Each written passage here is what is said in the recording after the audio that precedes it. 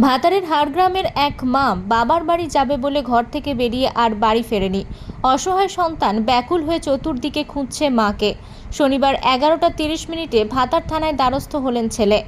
গত 9 দিন আগে বাবার বাড়ি যাচ্ছে বলে হাড়গ্রামের এক গৃহবধূ ঝুমা দুর্লভ, বয়স 38, গায়ের রং শ্যামবর্ণ, মাথায় একটু সমস্যা আছে। তিনি আর বাবার বাড়ি পৌঁছতে পারেননি, নিখোঁজ হয়ে যান। তার বাবার বাড়ি ভাতারের শালকুনি গ্রামে। তার ছেলে স্বরূপ দুর্লভ ভাতারের চতুর্দিকে পাগলের মতো খুঁজছেন মাকে। তিনি আজ ভাতার থানায় এসে বিষয়টি জানিয়েছেন। পাশাপাশি তার মাকে কেউ দেখতে পেলে তাদের সঙ্গে ফোনে যোগাযোগ করার অনুরোধ জানিয়েছেন ছেলে। থানায় দ্বারস্থ হয়ে মাহারা স্বরূপ দুর্লভ কান্নায় ভেঙে পড়লেন। আমার নাম স্বরূপ দুর্লভ, বাড়ি হাঁড়গ্রাম। আমরা এসেছি ভাতার থানাতে, ডায়েরি করেছি। আমার মা নিখোঁজ হয়েছে 9 দিন আগে। মানে কীভাবে নিখোঁজ হলো? মা বাড়ি যাবো বলে বেরিয়েছিল, তো সেইখানে পৌঁছায়নি। মামা বাড়ি যায়নি? না, মা বাড়ি যায়নি। অন্য জায়গাও খোঁজ খবর নিয়েছি, কিন্তু এখনও যায়নি। তো কিভাবে, মানে মায়ের কি কোনো সমস্যা ছিল?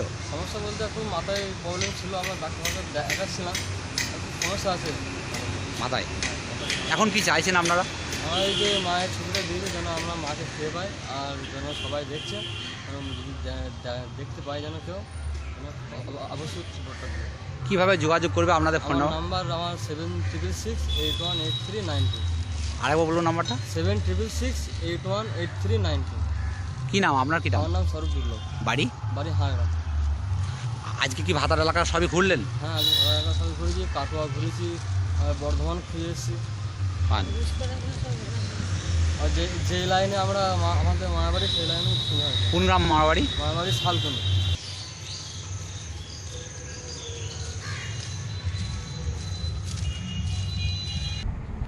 ভাতার থেকে আমিরুল ইসলামের রিপোর্ট, আনন্দ বার্তা।